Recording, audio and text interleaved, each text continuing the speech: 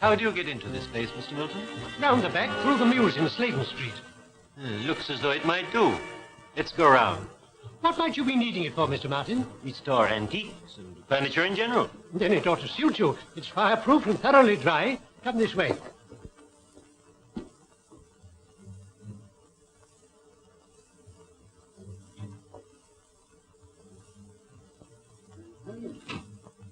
What's left of the booking office now?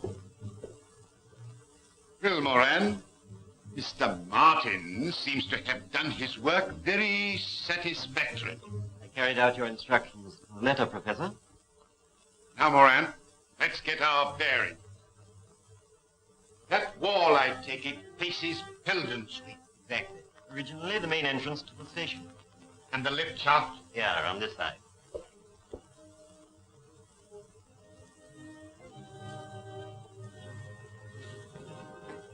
Lift at the bottom.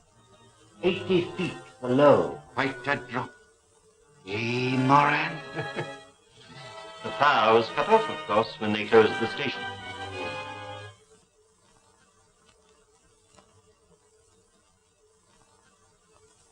How about lunch, Mr. Holmes? What do you fancy? A nice little bit of boiled cod? My dear Mrs. Hudson, life is sufficiently dull at the moment without adding boiled cod. But there's nothing better for an invalid. Yes, but I object to being referred to as an invalid, Mrs. Hudson. I'm a little run down, possibly. So I should think. With all the tobacco you smoke, you'll be getting nicotine poisoning next. Well, in that case, Mrs. Hudson, I shall always stick to you. Oh, Mr. Holmes.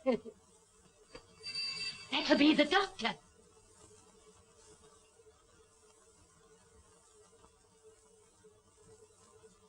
Dr. Watson. Oh. Well, fellow, you caught cold? No, it's this infernal atmosphere. I suppose it is pretty thick. Thick? My dear Holmes, it's intolerable. You could cut it with a knife. What if I open the window? You walked here, I perceive. Yes. And on the left-hand side of the street. Yes, that's right. But how in the world did you know? My dear fellow, it's simplicity itself. You've got a little reddish soil adhering to your shoe. They're pulling up the flagstones in front of the Wigmore Street post office, and as the pavement is covered with that reddish soil, it's difficult to avoid treading in it. The post office is on the left-hand side of the street. Oh, of course, when you put it like that, it does sound simple. Yeah. It's elementary, my dear Watson, elementary. By the way, Holmes, I hope you've decided to take that holiday I prescribed. Well, up to 9 o'clock this morning, I was distinctly averse to the idea. But I've received a letter from an old friend of ours which inclines me to change my mind. I'm delighted to hear it. Who's it from? My dear fellow, I'll read it to you.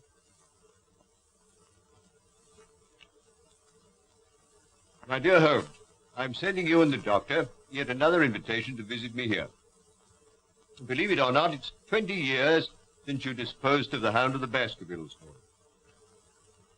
Ah, bless my soul, can you believe that, Watson? Seems impossible to me. Yes. My daughter Diana is anxious to make your acquaintance. Yes, but she's engaged, Watson. To young Trevor, a neighbor of theirs. Oh. I know you hate the country just as I hate London. But stretch a point and come down for a week or two with Watson. Yours ever, Henry Baskerville.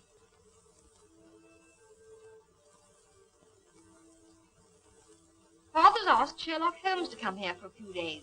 Why? Family Hound come to life again? Oh, don't be absurd. Hello, you two youngsters. Oh, Dad, do you really think there's any chance of Mr. Holmes coming here? Well, as you know, I haven't been able to persuade him in the past. For the post. Thank you, Jack. Holmes is a creature of habit. He likes to bury himself in Baker Street and work out his problems with the aid of, I don't know how many ounces of tobacco a day. I must say I'd like to meet him. He sounds a terribly brainy sort of chap. I wonder if he's any good at spotting winners. No. Holmes's hobby is spotting criminals, Jack. I don't think racing's quite in his province. Well, Watson, what about it? Could you get away for a fortnight? Yes, I think so. The hoped-for epidemic of measles hasn't materialized. Things are rather slack. I could get a locum to carry on for me. Good, and I will stretch a point and write to Baskerville. Lestrade, sir. Ah, good morning, Lestrade. Anything important on hand? Morning, Mr. Holmes. How are you, Doctor? You've the air of something unusual having occurred. Well, yes, Mr. Holmes. Well, tell me about it. Look, you find a cigar on the table. Thank you. I'm leaving London. Well, God bless my soul. This is a very sad development, Watson. With Professor Moriarty, that Napoleon of crime, still at large. You and your Professor Moriarty, Mr. Holmes. You see his hand behind every other crime on the calendar. The Yard doesn't share your views, I'm afraid.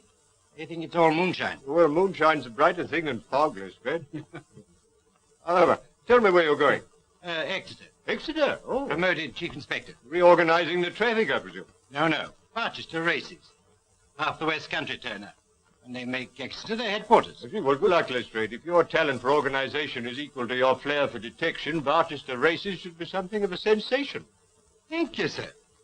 In case it's any use to you, the Chief Constable, Colonel Ross, gave me something good for the Barchester Cup. Oh, what is it? His own horse. Silver Blaze.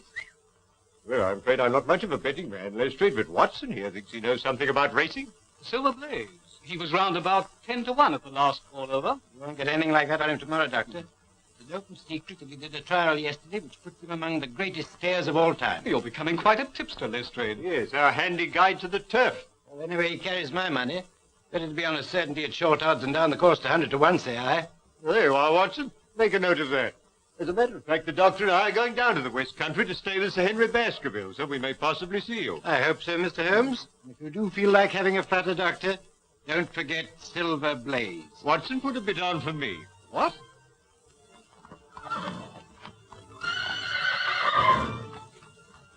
Looks fit enough, Colonel. Best horse I ever owned. Hey, Straker? You all right, sir? It'll take a good one to beat it. You fancy Lord Manston's horse, don't you? Desborough, yes, I have got a bid on him.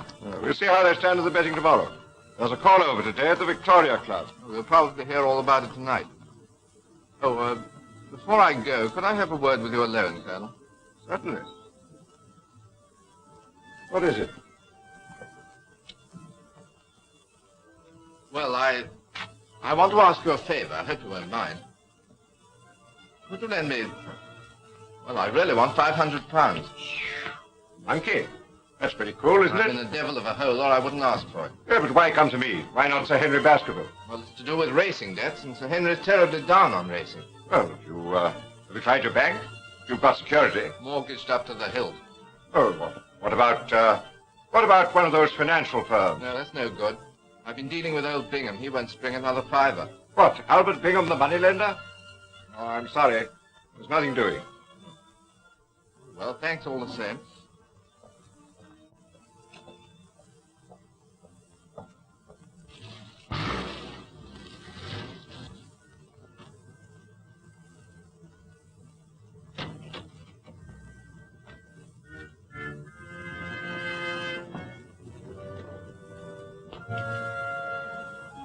Stay here, Prince. I may want you again shortly.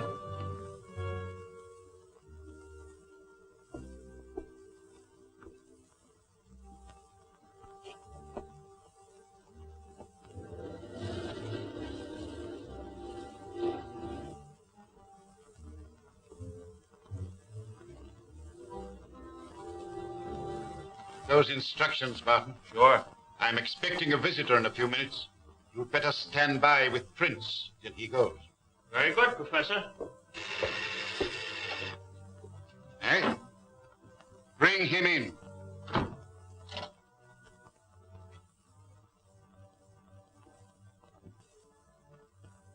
Sit down, Mr. Stanford. I understand you wish to consult me. Yes, that's right. What is your business? Look here, Professor, I'm a commission agent in a big way, I'm and... fully aware who and what you are. In that case, I'll come to the point. I've laid bets amounting to over £150,000 against Silver Blaze for the Barchester Cup, when his price was 100 to 6 against. You follow that? Perfectly. His trial yesterday proves he's a smasher, a world beater. At the call over at the Victoria Club tonight, he finished up a firm favourite at 7 to 2 against. I can't lay off anything to speak of, so to cut a long story short, if Silver Blaze wins the cup, I go out of business. I see. And you wish me to arrange that Silver Blaze does not come under starter's orders. Is that it? Exactly.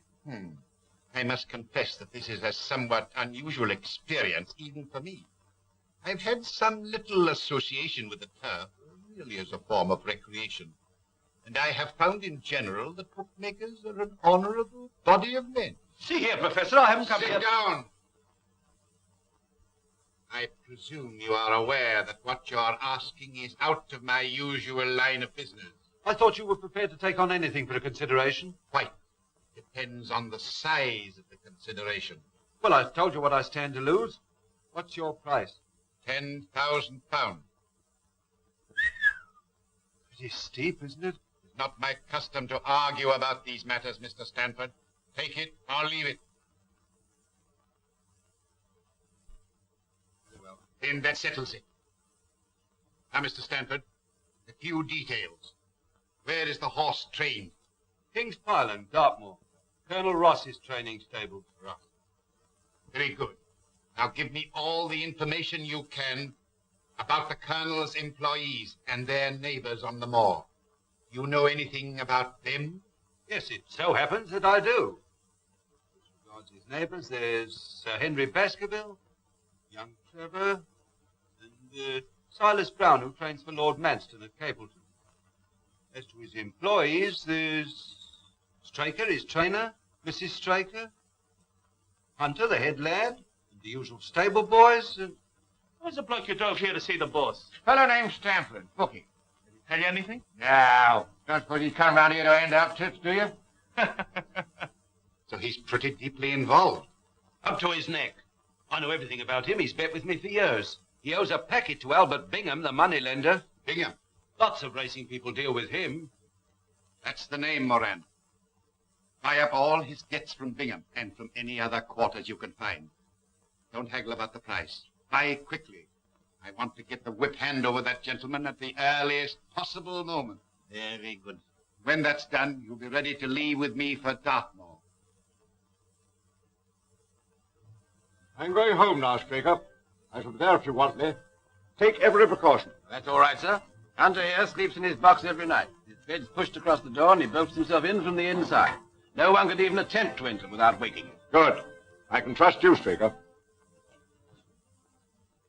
Tell me, Jack, what is the matter? Nothing the matter, dear, really. Oh, yes, there is. I noticed it the moment you arrived. You're worried about something, aren't you? Really, darling, it's nothing. Here's the car.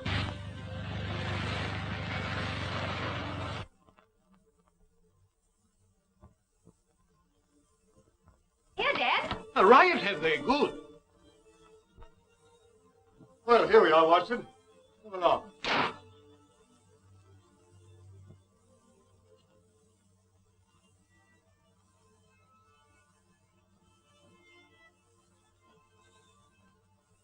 Dear Holmes, delighted to see you. We're delighted to come. And you too, Doctor. Oh, that's very kind of you. Dad, looking at you both, I can't believe it's 20 years. Oh, you flatter us. Okay, come along. I want you to meet my daughter. Oh, thank you. Delighted. Diana, this is Mr. Holmes, Dr. Watson, and Mr. Trevor. Now, how about a whiskey and soda after your journey? Oh, thank you. I'm sure that's what Dr. Watson would prescribe. Well, if I did, you'd automatically refuse to take it. He grows more obstinate with the years, Baskerville. That's the way with most of us. Well, make yourselves comfortable. Oh, thank you. Well, now, Baskerville, tell me something about yourselves. Oh, no, Holmes. That won't do. You've got to do that. Carl's been promising us all a treat, Mr. Holmes. We shall see you in action. Yes, with Sir Henry as the victim. I mean that we should see Mr. Holmes do his stuff. This stuff? This is a modern expression, Watson, signifying to display one's talents. That's you know? right. I want Mr. Holmes to tell us what Father's been doing for the last 20 years, just by looking at him. You evidently have great faith in my abilities, Miss Baskerville. But I'm afraid there's very little data. I merely observed that since we last met, your father has taken to billiards, and that he's recently played 100 up with Mr. Trevor. So totally correct, Holmes, but how? Oh, my dear fellow, it's simplicity itself. I observed that both you and Mr. Trevor have traces of blue chalk between the forefinger and thumb of your left hand, which is put there, obviously, to steady the cue. There. I hope that satisfies you, Diana. Well, I expect you'd like to see your room. I'll show you, Mr. Holmes. You'll stay and dine, Jack? Thanks. If you'll take me as I am and don't mind my rushing off immediately afterwards, I've got to ride over the moor to King's Pyland. I'm trying to get Straker to persuade Colonel Ross to buy one of my ponies. That's all right, my boy. Come along.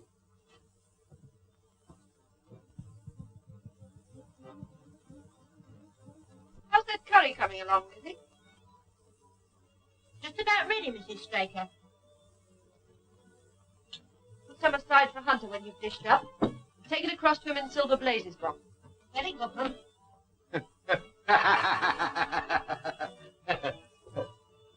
Everything all right, Under? Yes, thank you, sir. I do hope Mr. Straker isn't late. He specially asked for curry. Oh, he shouldn't be long now, Mum. Dinner's ready, Jim.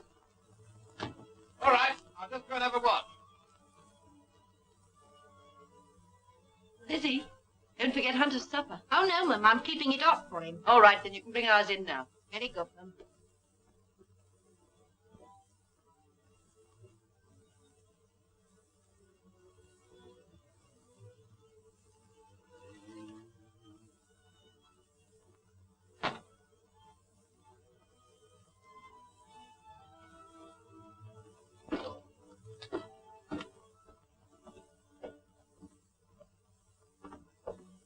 Yeah?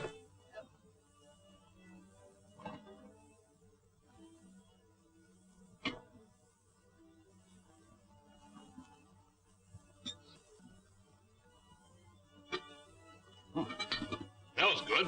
What? Yes, but you only just came in time. Well, I've had a lot to attend to. Is the Colonel coming over again before the race? He didn't say so. I'm quite satisfied with your great design. Who are you sending in the horse box at Silver Blaze? The Hunter, of course. And Simpson will probably follow along with it. What's the betting on Silver Blaze now? 7-2, I think, was the last call over. Here's your supper, Ted. Thanks. Night, Ted. Bye-bye, Liz.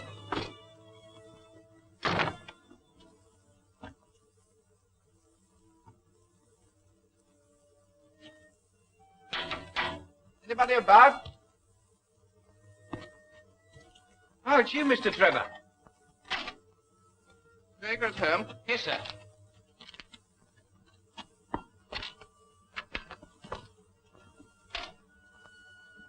Look out for the mare for me, will you, Simpson? Very good, sir.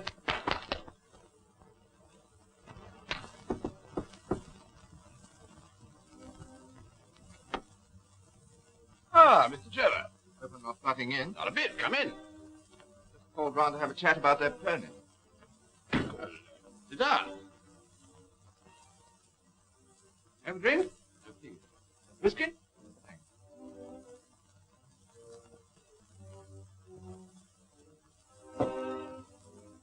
Whose horse is that, Simpson?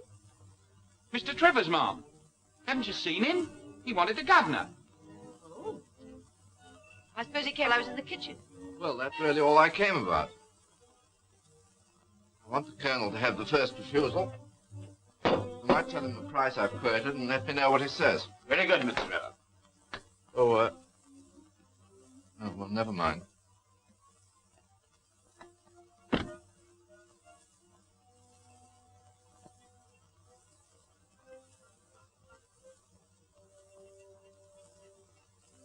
Mary.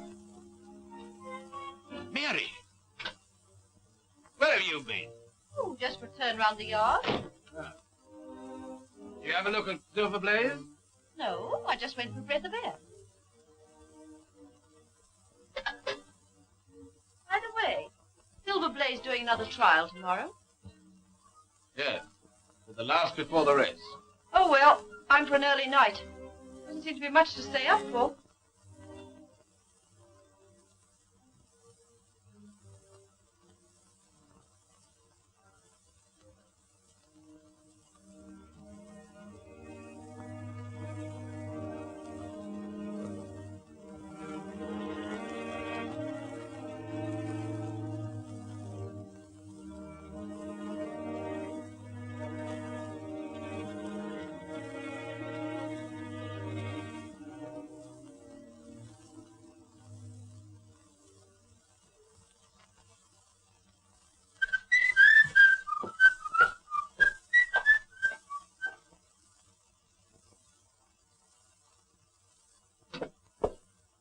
Here, Ted, wake up.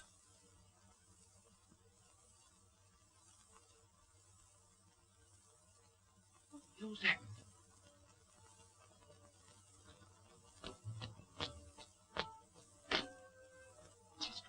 Where's the governor? Why, isn't he in the yard? What's up? anything wrong with Silver Blaze? It's gone. Gone? Yes. And Hunter's dead.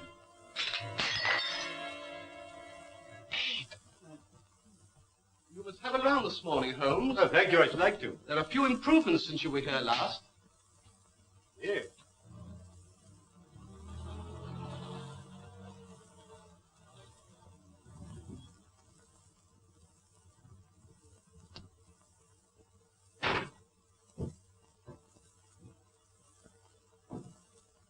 No, why, it's Ross. Who's there with him? Well, unless I'm much mistaken, that's my old friend Lestrade. Recently a member of the London police force, now transferred to Exeter. Hello, Ross. Morning, Baskerville. This isn't airlift, is it? Well, Lestrade, I didn't expect to see you so soon. You are Mr. Sherlock Holmes, I presume? Yes. And this is Dr. Watson. How do you do?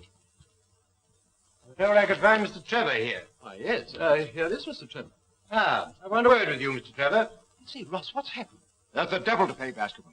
Last night, Silver Blaze was stolen.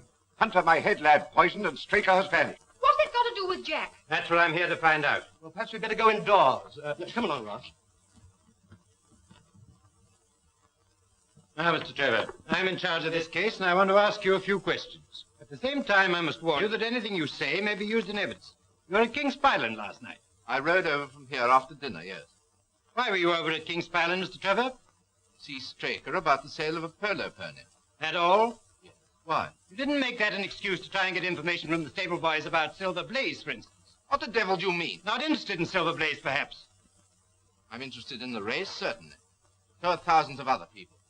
Now, Mr. Trevor. Just one moment, Lestrade, if you would allow me. Mr. Trevor, you say you discussed the sale of a polo pony with Mr. Straker. Was anyone else present? No. But not even Mrs. Straker? No. Quite. Now, Mr. Trevor, you said just now that you weren't particularly interested in Silver Blaze. You haven't by any chance to have your betting book on you? I think so. Why? Do you mind if I see it? My duty to tell you that I can't demand to see it, not now, that is, but... Here it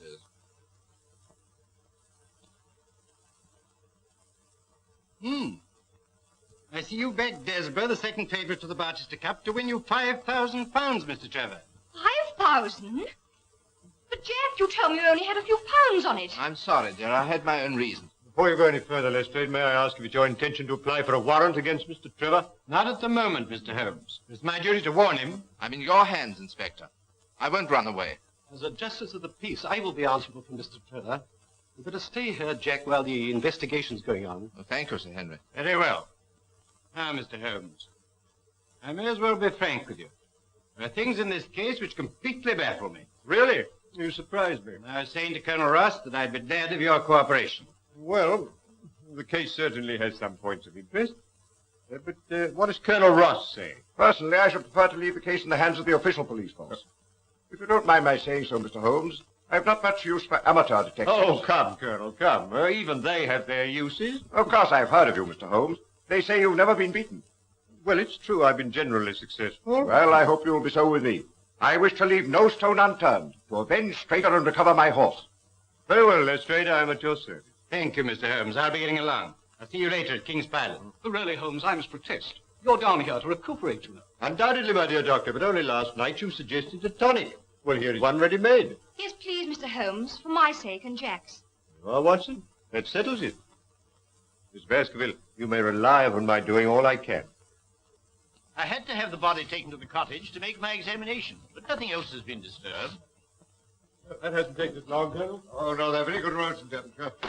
Mr. Holmes is coming over from Baskerville Hall to give us what help he can. He's been some slight assistance to me in the past, and anyway, he can't do any harm. Ah, here is Mr. Holmes. Dr. Salter, Mr. Sherlock Holmes, Dr. Watson. This is Silver Blaze's box.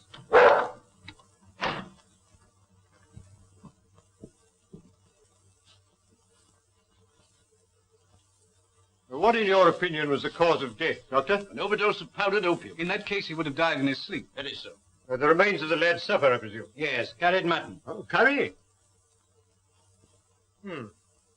That's significant, Lestrade. I don't know, Mr. Holmes. Any food containing sufficient poison could cause death. Oh, would it really? Really, I hadn't thought of that. Now, look, you misread my little monograph on the whole art of poisoning. Did the people of the house partake of the same dish without any ill effect? Yes, Mr. Holmes. Well, then what is your theory? Mr. Trevor, while standing at the open window, passed his hand through and placed the poison in the curried mutton? Exactly, and quite easy, as you can see. Well, and then what? He opened the door with a duplicate key, took out the horse, and led it to some secret hiding place? The evidence against him is very strong. Well, it's purely circumstantial. It would be equally easy for the murderer, with the aid of a stick or a hunting crop, to pull back the bolt of the door. Yes, it is. Yes, quite easy, as you say, Leslie. Where is the stable boy who discovered the crime? Somewhere outside in the yard. Would you let me see him? Certainly, I'll fetch it.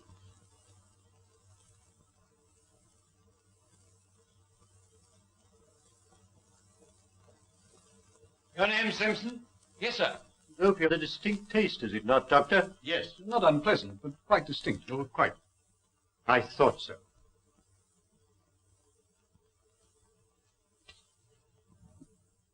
Is this the boy? Yes. Now, my lad, you say that Mr. Trevor dismounted at the gates and asked you to water his horse. Yes, sir. And then? He went towards the cottage, sir. And in doing so, he would, of course, have to pass Silver Blaze's box. Yes, sir. He went along that side. But you didn't actually see him pass the box? No, sir. I had my back to him. Yes. Thank you, that'll do. You can go back to your quarters.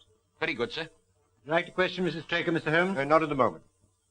But by the way, Colonel, there's another training stable. Quite close, I believe. Yes, Capleton. Silas Brown trains Lord Manston's horses there. Lord Manston's Desborough's second favourite. Yes. Ah. Then, with the exception of Baskerville Hall and Trevor's place, your only neighbour would be Silas Brown. Yes. I phoned Brown at once on the discovery of a crime. He knows nothing. Oh, and there's nothing to connect Mr. Trevor with the Capleton stable. Nothing. Well, by the way, Colonel, have you an old shoe of Silver Blaze? Yes, here.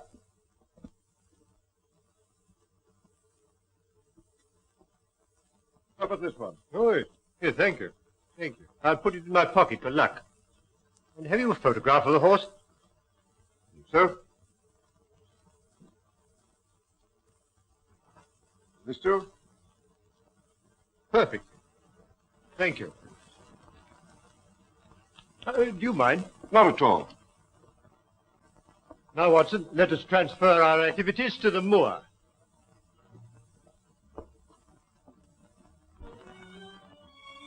That building on the skyline, I presume, is Capleton.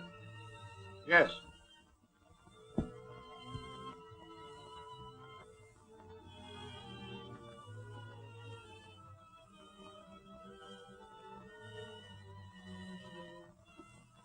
Look, there's an imprint of a hoof here.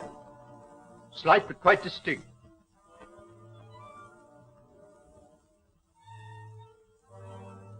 An exact fit. And here a footmark. Good Lord! What's that? Watson. It's Straker! Obviously, he followed the thief, caught him up here, there was a struggle, he paid with his life. And here's the torch he used to trace the horse.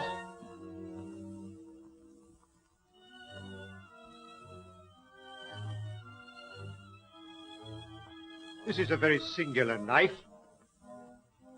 Surely this is something in your line, Watson. Oh, yes. It's what we call a cataract knife. Yeah. As I thought. Devised for very delicate work. It's a curious weapon for defense. Lestrade? The best he could lay hands on at the moment, I suppose. Yes. Yes, very possible. No trace of blood, I perceive.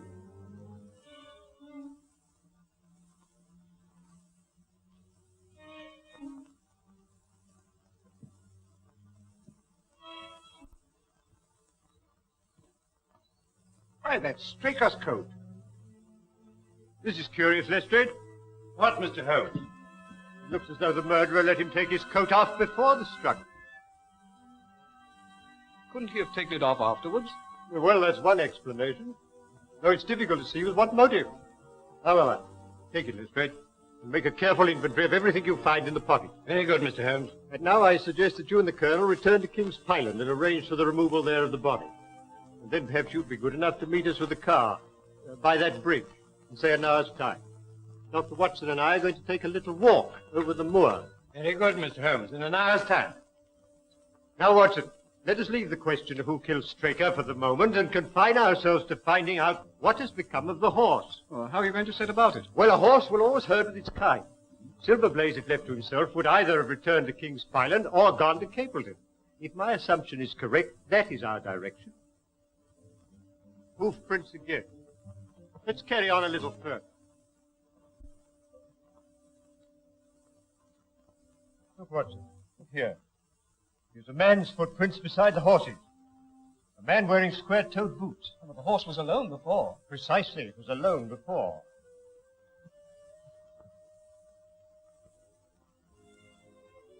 Here we are. Here's the same footprints. This time they're coming from Capleton. Yes, let's follow the trail. Looks in the pink, doesn't it? Yes, ready for anything. Aren't you desperate? Let's see. What is in the betting today? 5-1, second favourite.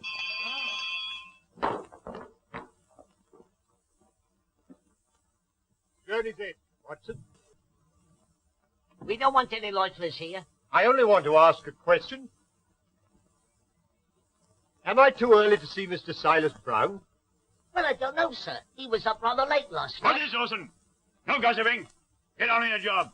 Very good, sir. And what the devil do you want here? 5 minutes' talk with you, my good sir. I've no time for talking. And we don't want no strangers here. This is a matter of vital importance. It's a lie. Very well. Shall we talk it over here or inside? All right. Come on. I shan't keep you more than a few minutes, Watson. That's all right, Holmes. Now, Mr. Brown, I'm at your service.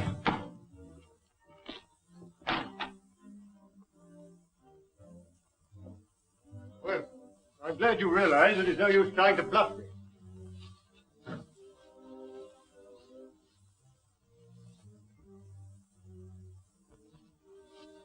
Yes, that's quite a clever bit of faking, Brown.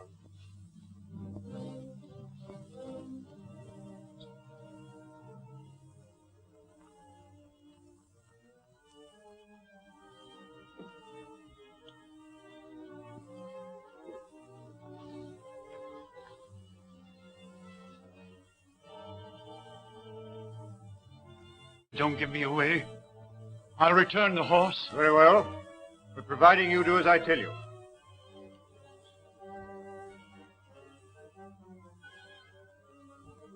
Now, Brown, no tricks. You understand? I understand, sir. Your instructions shall be carried out faithfully. Very well. You guard him night and day, and engage a special detective escort when you take him to Barchester. I will do everything you say, sir. The horse shall be there. Very well. But remember... You may trust me, sir. Yes. Yes, I think I can.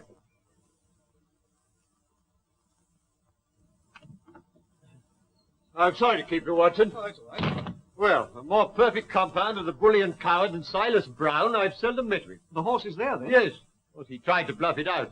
But I described to him so exactly what his actions had been last night that he's convinced I was watching him. Well, what actually happened, Holmes? I'll tell you. I must go and collect Mr. Holmes and Dr. Watson. I must say I haven't much hope of their having found the horse. I'll be here when you come back.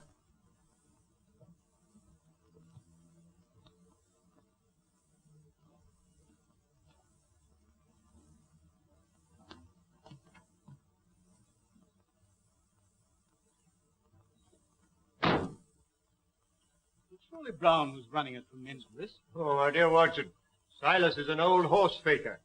He left nothing to chance. You actually saw the horse? Yes. Well, I must say this for Silas. He certainly made a good job of it. Aren't you afraid to leave it with him? My dear fellow, he'll guard it as the apple of his eye. He knows that his only hope of mercy is to produce it safe. Horse stealing is a serious crime.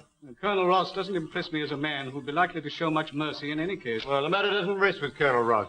I follow my own methods and tell as much or as little as I choose. I don't know whether you've observed it, Watson, but the Colonel's manner to me has been somewhat rude. I'm inclined to keep him in suspense. Say nothing about the horse. Of course not, Holmes, without your permission. Good old Watson. Ah, here's Lestrade with the car.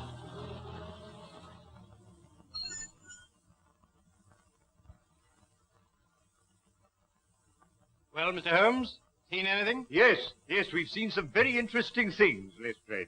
Boots. Boots? Yes, square-toed boots. Where now, Mr. Holmes? Baker's Cottage, please. I hope Mr. Holmes won't be long. I want to phone the story through in time for the 6 o'clock edition. Ah, Mr. Holmes, I represent the Western Mail. I understand you're taking up this case. No, certainly not. I'm just Holmes the busybody, retained by the police to supply their deficiencies. Oh, Inspector, there are several points upon which I should like to ask your advice. I must consider whether I don't owe it to the public to scratch the horse immediately. Certainly not. I should let the name stand. My business with Mr. Holmes now is private, if you don't mind. Right you are. I've got something to get on with anyhow. Good day, everybody. I'm very glad to have had your opinion, sir. Well, Doctor, have you made your examination? Yes. Straker was killed by a savage blow from some blunt, heavy instrument delivered with enormous force. Lestrade, let me see his coat. Will you have it there? Yes, here it is. Thank you. I presume you made the inventory I asked for. Trust me, Mr. Holmes.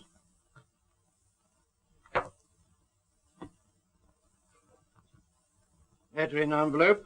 London postmark. Pipe. Briarwood pipe, Lestrade. Pouch. Pouch of sealskin. Matches. They're foreign. Telegram.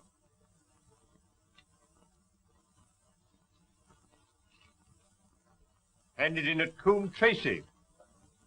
Let's see what the letter says first.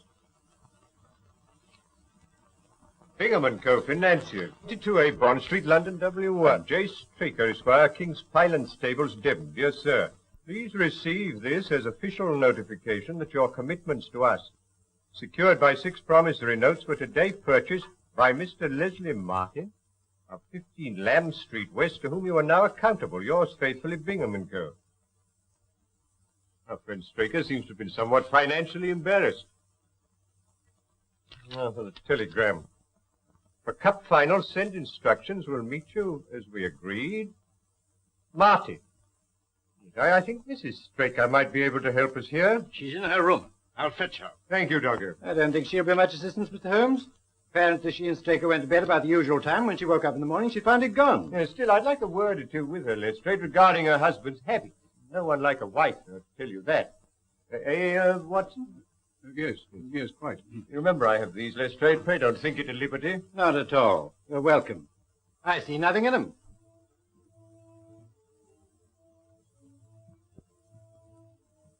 Oh, Mr. Lestrade, have you discovered anything? No, Mrs. Straker. Mr. Holmes has come over to help us. We shall do all that's possible. I won't detain you a moment, Mrs. Straker. I realize what you're going through. I just want to ask you this. Are you by any chance a light sleeper? Yes, Mr. Holmes. As it happens, I am. I noticed a dog in the yard. Does he sleep out there at night? Yes, always. He's a very good watcher. You didn't by any chance hear him barking during the night? No, I didn't.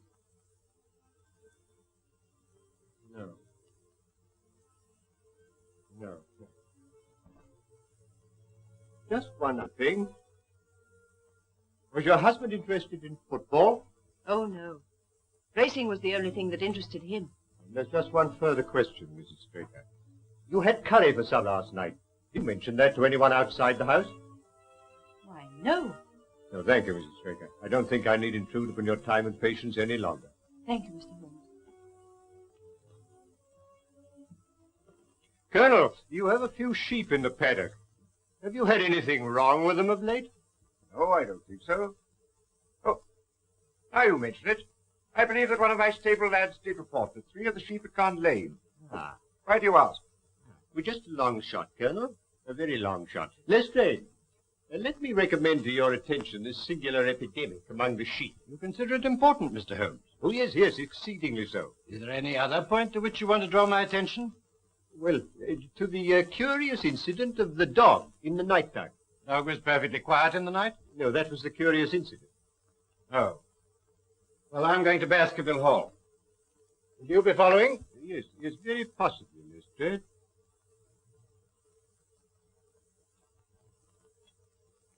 Hello. Could you please give me Coombe Tracy Post Office? Yes. Yes, I'll hold on. Coombe Trace is a small village, is it not? Yes, just a hamlet. And then the postmaster would likely to remember any strangers who came into his shop. I think so. Hello. Hello, is that the postmaster, Coombe Tracy? Look, I'm speaking for Mr. Straker of King's Pyland. He received a telegram yesterday signed Martin, dispatched from your office. If he cannot recall anybody of that name, could you kindly describe the sender to me? Yes.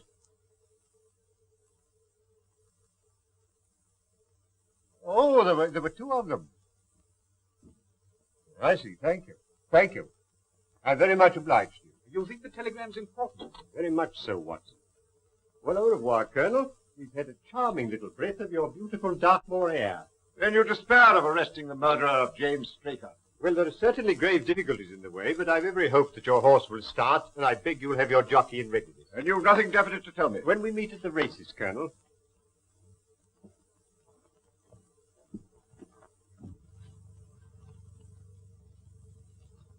What do you make of it all, Holmes? It's innocent looking enough at first sight, Watson. But the fact that Straker was not interested in football persuaded me that this is not to be taken at its face value. You observed, of course, that the name of Martin appeared in both the letter and the telegram. Yes, it struck me as curious. Yes, highly significant, Watson. This telegram is peculiarly interesting. You mean it's in code? Yes, and a very elementary one. By simply crossing out each alternate word, the message assumes an entirely different meaning. Instead of a request, it becomes a peremptory order. I know. Instructions. Meet as agreed. Martin. What did the postmaster at Coombe Tracy tell you? He described the senders. Two strangers. Unquestionably Moriarty and Moran. Watson, the professor, is behind all this. You mean he's responsible for the deaths of Hunter and Straker? Of Hunter, yes. Of Straker, no. In fact, I fancy that Straker's death was the most unfortunate thing that could possibly happen from Moriarty's point of view. All through the season, my luck was dead out. I found myself in trouble to the tune of £4,000. I went to Bingham and raised what I could. And as a last plunge, I've backed Desborough to win me 5,000. Make or break. Well, why didn't you come to me, my boy? Well, you're not a betting man, Sir Henry, and I was afraid you wouldn't understand. That's why I kept it dark, even from Diana. And now that loathsome inspector. Oh, come now, it's no use calling him names. In view of these bets, he'd every reason to be suspicious. I don't care. He's a thoroughly nasty person. I disliked him from the first moment I met him. Inspector Lestrade. Any news, Inspector? Yes, very grave news, Sir Henry. We found Straker's body. Body? Do you mean he's... Murdered. On the moor about a mile from King's Pyland. Sherlock Holmes takes up the case. Sherlock Holmes, Moran. Once again, that man is crossing my path. What's this news mean, Professor? What's gone wrong? What does this man Holmes know? I tell you, if Silver Blaze goes to the post and he's fit... There is a big difference, Mr. Stanford, between a horse going to the post and winning the race. You've had my assurance. I am not in the habit of failing my clients. Moran, tell Barton to take Mr. Stanford home, then come straight back. Yes, sir.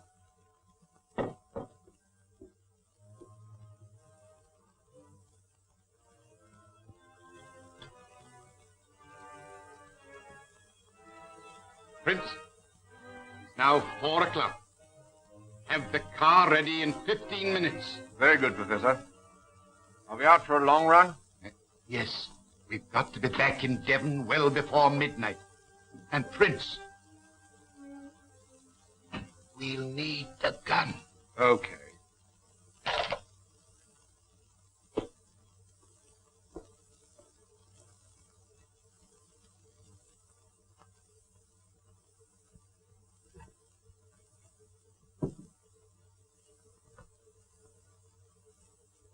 What have you got there, Prince? Oh, you haven't seen this little gadget before, have you? No. You hadn't joined us when it was last used. Let's have a look. It's a magazine air gun, absolutely silent and immensely powerful. Made specially for the Professor by a well-known foreign gunsmith. It seems you're going to use it again. Oh, there you are, Barton. I want you to take Mr. Stanford home. Yes, we're in deeper waters than you think, Lestrade, but we must take the case one step at a time. Now, I've progressed so far, I'm glad to say, as completely to exonerate Mr. Trevor. You've got to convince me, Mr. Holmes. I have every hope of doing so. Now, you will agree that Hunter was murdered in order that the horse could be stolen. Exactly, we all know that. When I examined the remains of Hunter's supper, I remarked on the fact that it consisted of curry. Yes, but I still don't see. Well, perhaps I can help you to see. One or two other things as well. That was the first link in my chain of reasoning. Hunter was poisoned with powdered opium, and powdered opium is by no means tasteless. Well then, Mr. Holmes, why didn't the boy notice? By no means tasteless when mixed with any ordinary dish. Curry was exactly the medium which would disguise that taste. So, you remember that I asked Mrs. Straker if she told anyone they were having curry for supper that night, and she replied, no. Yes, I remember you putting that question. Well, it's surely too monstrous a coincidence to suppose that Trevor happened to come along with powdered opium on the very night when a dish was served which would disguise its flavor. That is unthinkable, Lestrade. That certainly is a strong point. And there's a further point, even more significant, Lestrade. The silence of the dog. Though someone had been in the stable and fetched out the horse, the dog had not barked enough to arouse Mrs. Straker, who was a light sleeper. And obviously, the visitor was some member of the household. And then what do you make of it, Holmes? One thing for certain. Trevor becomes eliminated from the case.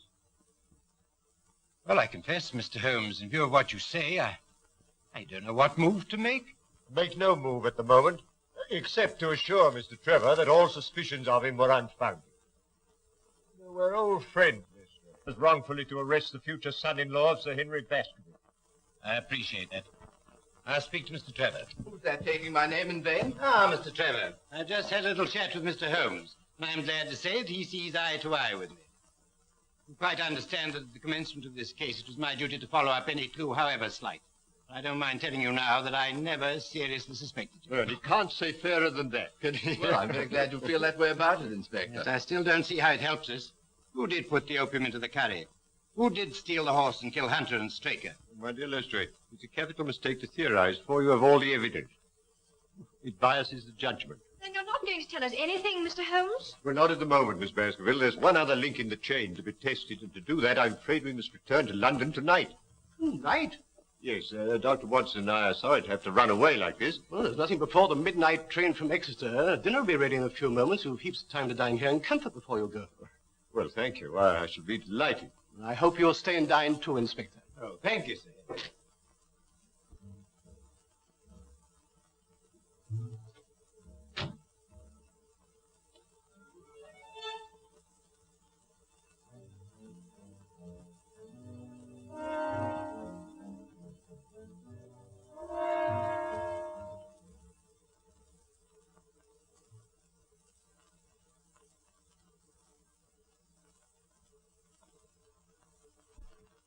That's quite a museum piece, Sir Henry. Well, we've had it a long time. Well, it's nearly 11, Holmes, and if we're to catch that midnight train from Exeter... I'll order the car. Don't bother, Sir Henry. I'll take Mr. Holmes and the doctor in mine. Well, thank you, Lestrade. It's a pity you've got to leave us, Holmes, and I'm sorry you can't tell us any more. You're leaving three very puzzled people. Well, I hope to solve the puzzle for you all on Cup Day, in Colonel Ross's box.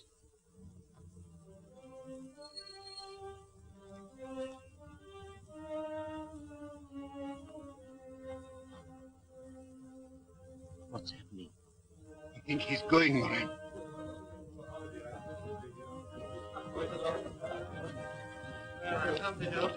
Au revoir, Holmes. Safe journey. Thank you so much. Goodbye.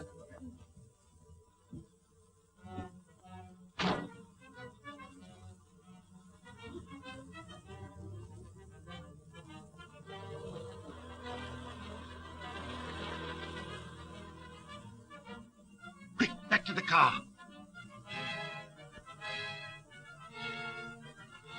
Follow that car. When you get clear of the house, overtake her.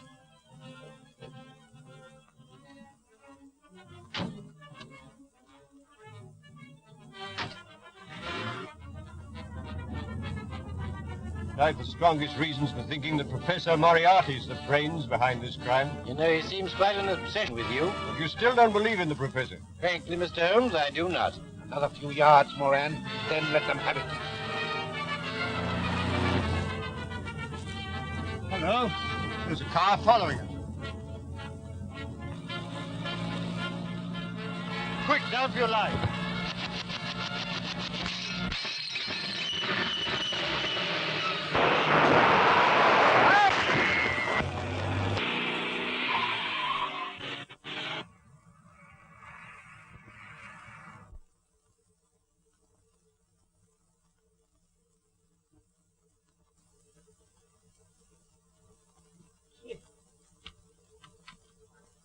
What, are you hurt, Watson? No, only a few bruises, but where's the driver?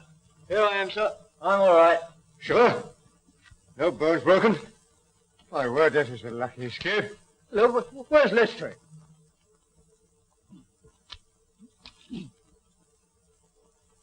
Watson, have you seen Lestrade? Lestrade!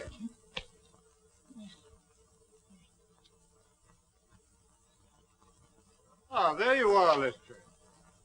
Well, do you believe in Professor Moriarty now?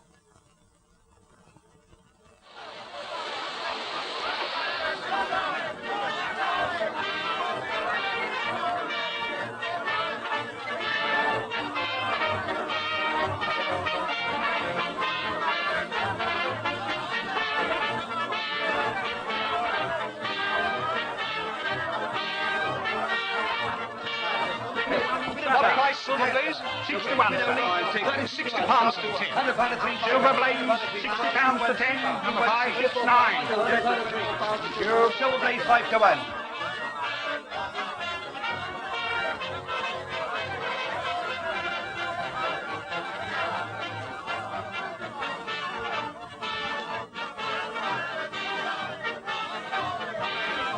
May I borrow your glasses, Mr. Holmes?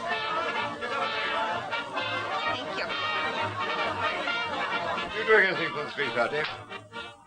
Well, they tell me Sunstroke has a good chance. Oh, Mr. Holmes, you've assured me that my horse will go to the post. But we are still waiting to know who killed Straker and Hunter. I promised you should know everything today, Colonel, and you shall. Oh, Watson, you've been having a little flutter, I see. What? Well, if you want to conceal it, I suggest you find a deeper pocket for your betting ticket. It's all very well, Mr. Holmes, but we're waiting. Yes. Well, Colonel, in the first place, it will come as a shock to you to learn that Straker was a scoundrel, utterly unworthy of your confidence. Are you serious, Mr. Holmes? Yes. Acting under the orders of a master criminal who bought up his debts and so had it in his power to ruin him, he poisoned Hunter and then took Silver Blaze out on the moor in the dead of night. I can hardly believe it. Straker? But to what purpose? It was his intention to use that singular knife, you remember I found in his hand, to nick one of the tendons of the horse. With your wide experience of the turf, Colonel, you know it's possible to do that subcutaneously and leave no trace. The result would be a slight lameness, which would put down a rheumatism or a strain in exercise. You say it was his intention. You mean he didn't succeed? No. I examined the knife. There was no trace of blood. But why didn't he do all this in the stable? Why take him out on the moor? Well, for the best of reasons. When so spirited a creature felt the nick of the knife, he would certainly have roused the soundest of sleepers. But how did you arrive at all this, Mr. Holmes? I found several clues, the chief of which was the knife. You remember my asking you if you'd found anything wrong with your sheep? Yes, I remember. When you told me that some of them had suffered from lameness, that confirmed my theory. That Straker, before tackling the delicate operation on the horse, had been practicing on the sheep. Good heavens. But who interrupted the plot? Who killed James Straker? I'll waive that question for a few minutes, Colonel. Hello, the numbers are going up. What number is Silver Blaze? 9. 9. What?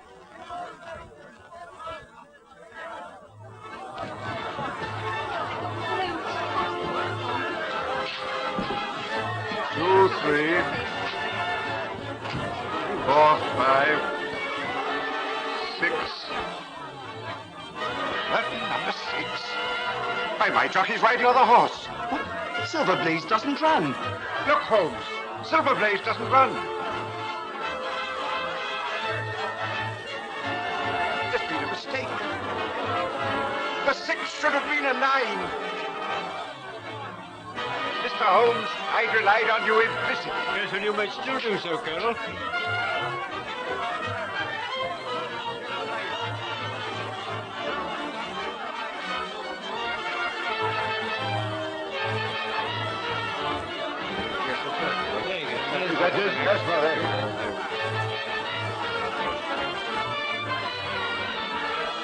That's my horse. Yes, and that's the murderer of James Straker. What? What? It was a kick from Silver Blaze that killed your trainer.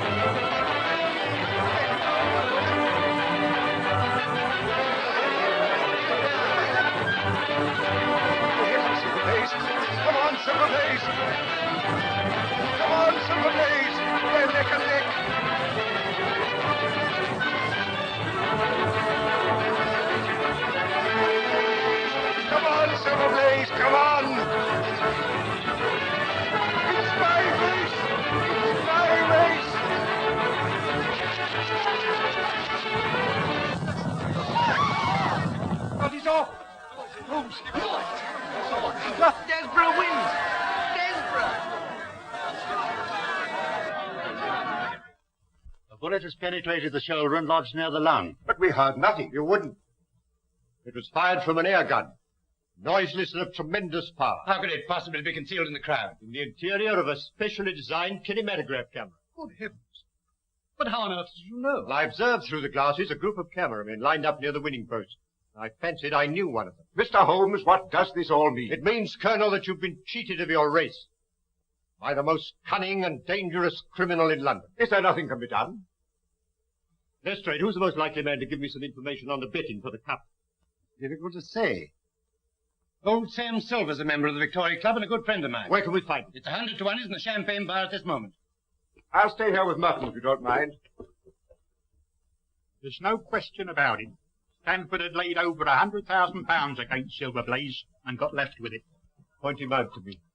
There he is, Mr. Holmes, in the dark suit and the bowler. Thank you, Mr. Silver. Watson, I want you to take particular note of that man. Not a word, Sam. Trust me. Excuse me, Mr. Holmes. You can allow me to look after this. Yes, but I think you need a little unofficial help. Just to supplement your usual happy mixture of cunning and audacity. Is there anything I can do? Yes, my dear Watson. A job that involves tenacity of purpose, of which, my dear fellow, you've given me so many proofs. Look, I want you to remain here and never lose sight of Stanford. Lestrade and I will drive straight back to Baskervilles. Yes? Lestrade, will you give instructions for your car to be at Dr. Watson's disposal? Certainly, Mr. Holmes. And you might tell your chauffeur to get into Mutton. As soon as Stanford leaves, follow him. When he arrives at his destination, send the car back to Baker Street. Then go to the nearest phone box and tell me where you are and wait for me. Is that clear? Perfect. Watson's a long time phoning. Patience, Lestrade, patience. Concentrate on the game. Yes, come in. Mr. Holmes, it's nearly midnight. You really must eat something. Can't I tempt you to a night's with an addict? My dear Mrs. Hudson, you've always been a temptation to me, but addict at this moment is not. How about a nice sheep's egg? No, thank you, Mrs. Hudson. I suggest you go to bed, Mrs. Hudson. Very well, sir.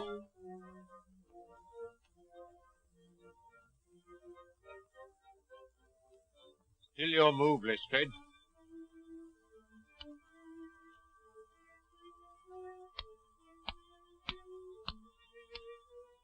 My mind's not on the game, Mr. Holmes. I wonder what has happened to Dr. Watson. Well, now, let's see. It was 5 o'clock when we left the course, and it's now... Well, now it's nearly midnight. We ought to hear something soon. Tell me, Mr. Holmes, why did you leave Dr. Watson to do the trailing? Why not yourself?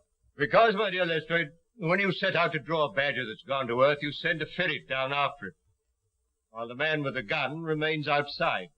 Professor Moriarty is the badger, Dr. Watson is the ferret, and I, my dear Lestrade, am the man with the gun. I see. And Stanford? Well, Stanford, if he's a wise man, will go straight to Moriarty with whatever price he's paying.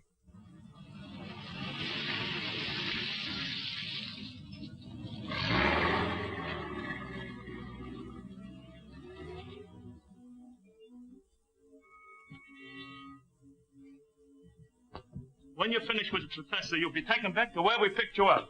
You got the necessary on you, I suppose? Yes, of course. Okay.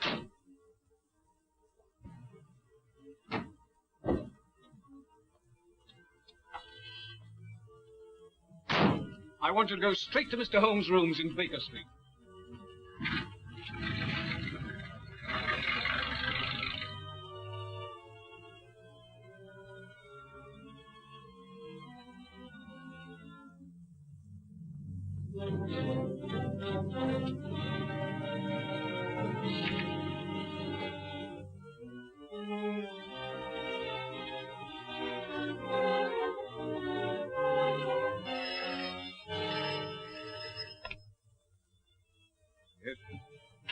Is that you, Holmes? Watson speaking from Sladen Mews.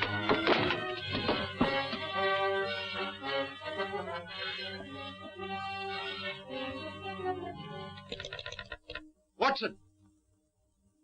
Quick, let's say there's something wrong. They've got Watson. Inspector Lestrade's chauffeur, sir. Good. Drive us to where you dropped Dr. Watson. Right.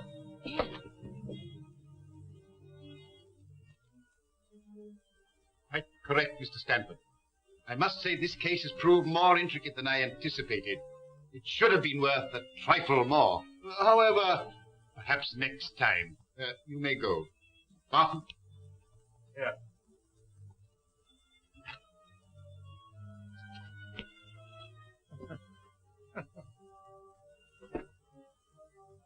Next to Mr. Holmes himself, I don't know anyone who'd be more welcome.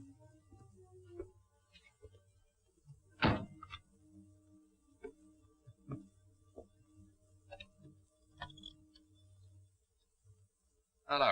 Professor? Who do you think I got here, of all people? Now. Dr. Watson. Eh? Watson, did you say? Dr. Watson? What's he doing here? Moran. Yeah. Yes. Caught him prowling around the yard. Shall I bring him in? No, not just yet, Prince. I leave him alone with his thoughts for a while. Nothing like a little suspense. I imagine that 3 weeks' wait for the hangman is infinitely worse than the final interview. Eh, Moran?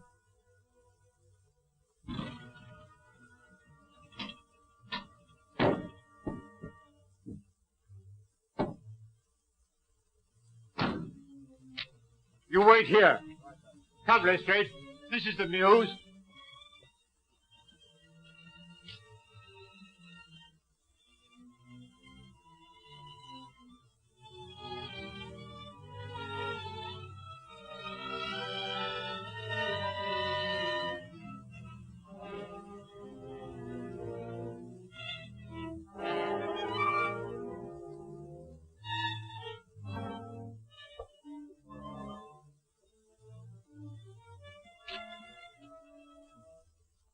Looks pretty solid, Lestrade.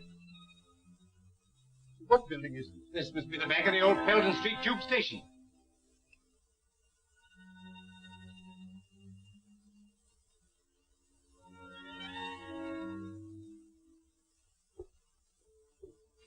What are you going to do, Mr. Holmes? Drive straight to Scotland Yard. And then? The headquarters of the London Transport. Now, Moran, I think we'll interview the doctor. That you, Prince? Bring in Dr. Watson. Right now.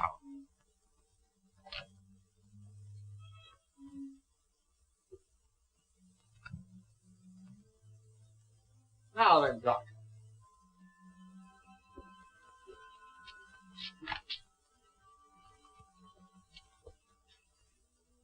This should be most amusing, Moran. Ah, come in, Doctor. I have had the pleasure of several interviews with Mr. Holmes, but never before with his talented friend and colleague. Would you sit down?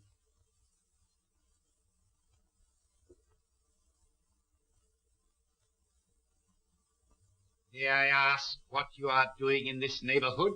I'd good reason to think it was your neighborhood, Professor. Really?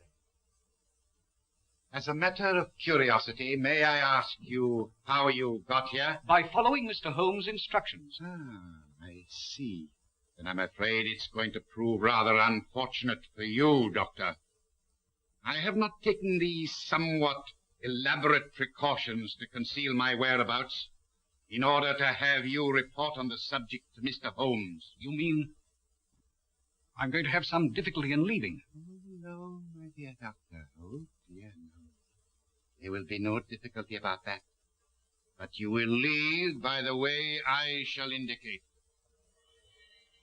I will explain to you, Doctor.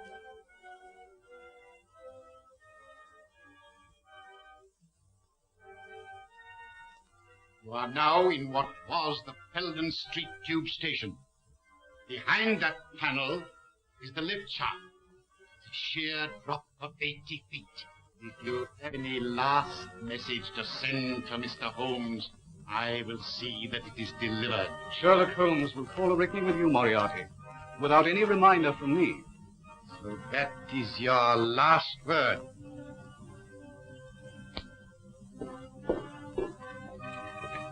Very good.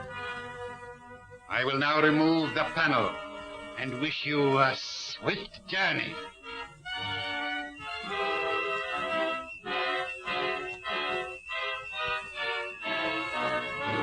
Don't move, any of you. Huh? Except you, my dear Watson, who I'm sure will be more comfortable with us. You must excuse me for trespassing on your private property. I've had the lift put in order again. You clever... No compliments, please. I arrest you, Robert Moriarty. On what charge? For being concerned in the murder of the stable boy Edward Hunter. And for an attempt on the life of Mr. Sherlock Holmes, Dr. Watson, and... That'll do to go on with, Lestrade. When the professor has answered to those charges, there will doubtless be a number of others to occupy his attention. Listen, Holmes. There's no prison can hold me. No, I almost wish that were true, Professor. Life would be very dull without your activities. Watson, might I trouble you for a match? I think our quiet rest in the country has been a great success. Damn you, Holmes. Ask you. Well, it's the most amazing case we've ever solved, Holmes. Elementary, my dear Watson. Elementary.